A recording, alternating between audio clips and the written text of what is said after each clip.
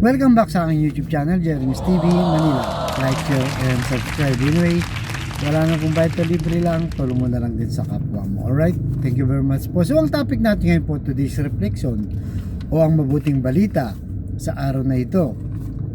Kailangan pa bang magdasal kung ang buhay mo ay maayos naman? Walang problema, sagana sa grasya at tahimik at panatag ang iyong pamumuhay. Karamihan po sa atin, no, sa ating mga tao, ang mga taong paladasal, nangyayari po yan kapag may mga hindi magandang nangyayari sa buhay. Halimbawa, sa pangkalahatan, no, nung nagkaroon pa ng pandemic, di ba, halos po lahat ng tao ay nagdarasal. Lahat ng tao, kahit walang misa actual na sa mga simbahan, may online.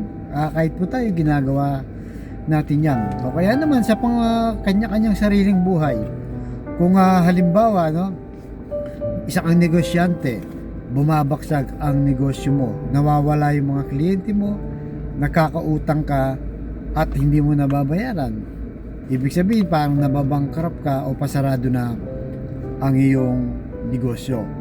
Sa mga ganong sitwasyon, sigurado po, no, na madasalin na po ang may-ari ng negosyo na yon. O kaya naman sa trabaho, bigla kang natanggal, no, ng hindi inaasahan dahil sa iyong pagkakamali, ay sigurado ako, no, magdarasal ka at magsisimba ka para humingi ng saklolo sa Diyos. O kaya naman may karamdaman sa pamilya, lalo pa kung emergency at biglang malala, no, ang nangyari sa iyong mag-anak, ay sigurado po magdarasal ka. Subalit pagka maayos ba ang buhay, no? Marami po sa atin tayong lahat minsan nakakalimot po sa Diyos, lalo na kung maraming biyayang dumarating. Nakakalimutan na natin magpasalamat, nakakalimutan na po natin magsimba kasi ayos naman ang lahat, di ba? Feeling natin parang okay na, hindi na tayong magdasal, ayos naman ang buhay natin. Ganun po, no? Usually ganun po ang nangyayari. Kaya pag kinalabit ka at biglang may hindi magandang nangyari, babalikan na naman sa pagiging madasalin. Gaano nga ba ka-powerful ang dasal, di ba? Actually po, ang dasal po ay isa yan sa mga pundasyon nating mga tao, sa iyong pananampalataya, no? Habang lumalalim ang iyong pananampalataya ay tumitibay, no, ang iyong kalooban at mga dumating na pagsubok sa iyong buhay ay kayang-kaya mong harapin. Kaya pag tayo ay nasa magandang kalagayan, huwag po natin kalimutang magdasal. At siyempre, kung okay ka, di ba, hindi ba dapat lalo kang magdasal para lalo maging okay yung buhay mo, walang dadapong sakit, walang mabigat na problema, dahil gusto kasi ng diablo na sirain tayo, no? Sirain tayo sa ating pananampalataya, di ba? Kaya marami dyan ang bumibigay pagka hindi po malalim ang pundasyon. So ano nga bang kapangyarihan ng dasal? Sabi sa Marcos chapter 11 verse 24, ano man ang iyong hilingin ninyo sa Diyos sa panalangin, manampalataya kayong natanggap na ninyo ito at matatanggap nga ninyo. Imagine nyo lang, napaka-positive po. Nagdarasal pa lang tayo.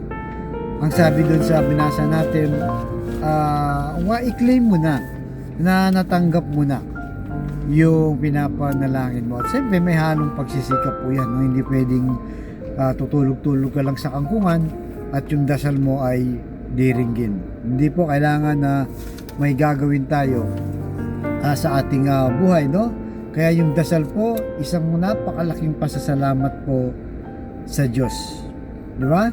Lalo tayong lumalalim sa ating pananampalataya at huwag makalimot talaga.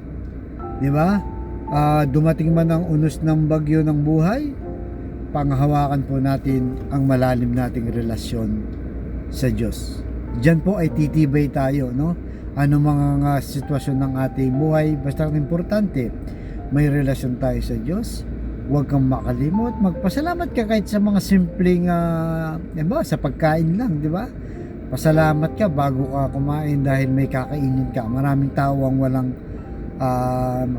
walang pagkain, marami po ang nagugutom sa panahon natin ngayon. Kaya ganun po, ano, ilagay po sa ating puso't isipan na lagi tayong tumawag at magpasalamat sa Diyos, magsimba, magdasal, anuman ang kalagayan po ng ating buhay. Kaya sa kapatid nating nanonood sa aking vlog na may problema sa pamilya, pinansyal at kalusugan, sabayin mo ko sa napakasimpleng dasal na kung ikimaniwala at magtiwala sa ating Panginoong Yesus, ay tsak yun pagkakalob sa iyo sa tamang panahon. Tayo po manalangin. Lord, i-bless niyo po ang mga kapatid namin ngayon dumaranas ng matinding pagsubok, lalo na po sa kanilang karamdaman. Isama niyo na rin po ang aming Tita Mila sa kanyang pag-recover, kalakasan po ng kanyang katawan, at lahat po ng mga may karamdaman sa oras na ito. Ipuin niyo po ng inyong mapagpagaling na kamay, haplusin niyo po, tanggalin niyo po ang kanilang karamdaman. Alam naman po namin na walang imposible sa iyo kung iyong loloobin. At ganoon din po sa pamilyang dumaranas na matinding pagsubok, nasisira ang kanilang relasyon, hindi nagkakasundo-sundo, nagkaaway-away, ipuin niyo po ng iyong puso na maging mapagkumbaba, mapagmahal ang bawat miyembro ng pamilya. At ganoon din po sa financial, Lord, na kailangan namin lahat, lalo na po yung mga kapatid namin walang-wala. I-bless niyo po ang aming hanap buhay para sa aming mga pamilya. At patawarin niyo po kami sa aming mga kainahan at kasalanan. Ang lahat na ito iniling namin sa matamis na pangalan ng ating Panginoong Yesus.